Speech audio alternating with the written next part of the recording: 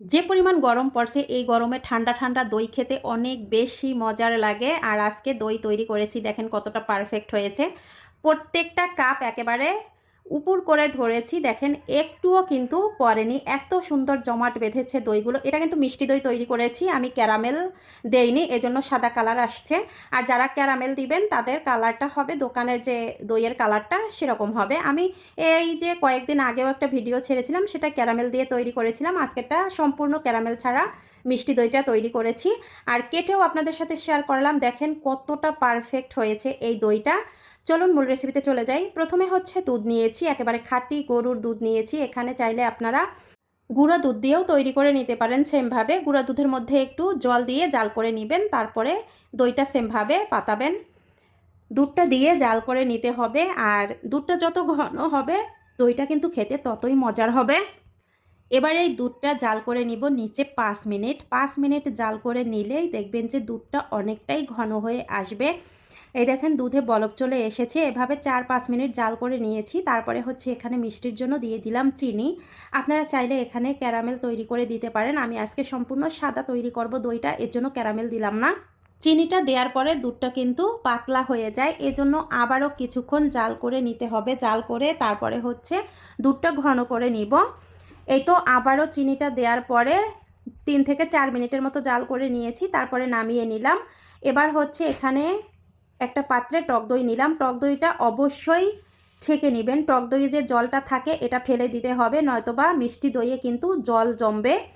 এবার ভালোভাবে ফেটিয়ে নিয়েছি টক দইটা। এখন যে পাত্রে দইটা বসাবো সেই পাত্রে হচ্ছে এই টক দইটা একটু মাখিয়ে নিব।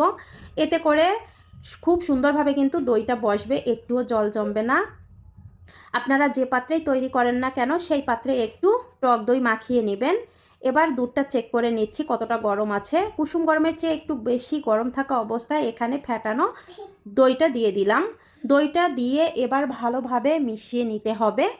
আর দইটা যত ভালো মিশবে দুধের সাথে, ততই কিন্তু মিষ্টি দইটা পারফেক্ট হবে। মিশিয়ে নিতে নিতে একটা সময় দেখবেন যে উপরে ফেনা হয়েছে, আর এই ফেনার কারণেই কিন্তু দইয়ের উপরে খুব সুন্দর একটা লেয়ার বসবে। এবার আমি যে পাত্রে দইটা বসাবো সেই পাত্রে দুধটা ঢেলে দিচ্ছি এক এক করে। আর ছোট পাত্রে দই বসালে দইটা কিন্তু দ্রুত জমে। এবার দইটা বসানোর জন্য আমি একটা পাত্রে গরম জল বসিয়ে দিয়েছি। গরম জলটা গরম করা হয়ে গেছে। এবার গ্যাসটা বন্ধ করে দিলাম। এখন এই ফুটান্ত জলের মধ্যে এই পাত্রগুলো বসিয়ে দিব।